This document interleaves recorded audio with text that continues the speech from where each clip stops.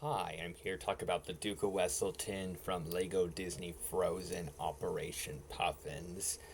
Uh, I think that the main thing that makes Operation Puffins so much fun is the return of the Duke of Weselton. One of the best Frozen characters. The Duke of Weselton is a character that means so much to me, and I feel like he doesn't get that much attention. I feel like in merchandise and in Frozen stuff in general, it feels like the Duke of Weselton is often an ignored character, and it often seems like when he does show up, he doesn't get too much to do, but he is very important to Operation Puffins. He is responsible for the conflict, so I feel like there's no way for Duke Weselton to not be important to it.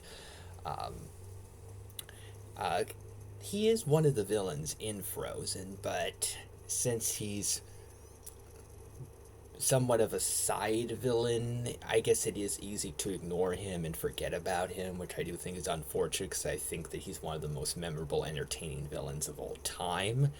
But because he is so central to the plot of Operation Puffins, it feels like he can't be ignored.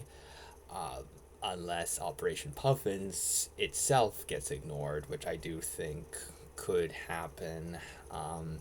I really want Operation Puffins to be a big success. It's really good.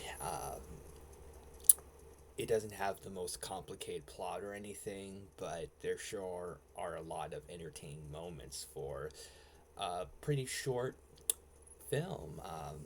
I think that it's 15 minutes, and there's a lot of good stuff in the 15 minutes. Lots of fun Duke of Weselton moments.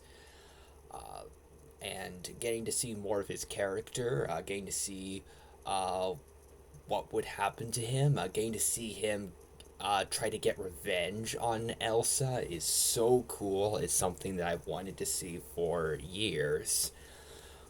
And he is delightfully silly. I feel like he fits so well into a kind of shorter story that's more about having fun than having a super complicated story. I feel like he is perfectly suited to that, although I would love to see him be the main villain of a huge story.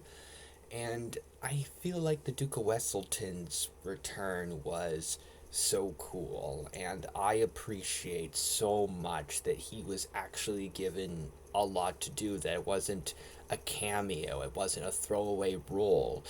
The Duke of Weselton feels like he is necessary for the plot. It feels like he has to be brought up in discussion because I feel like a lot of discussions of Frozen don't bring up the Duke of Weselton, which I do think is somewhat understandable in terms of his overall screen time and importance to the plot, but because he's one of the most entertaining, memorable characters that there's ever been, in my opinion, it does feel odd to me to see him left out of a lot of merchandise and a lot of talks and stuff like that. I feel like he is so important to what makes Frozen great, and I feel like Frozen wouldn't be nearly as entertaining and memorable without him. So I love his part in Operation Puffins.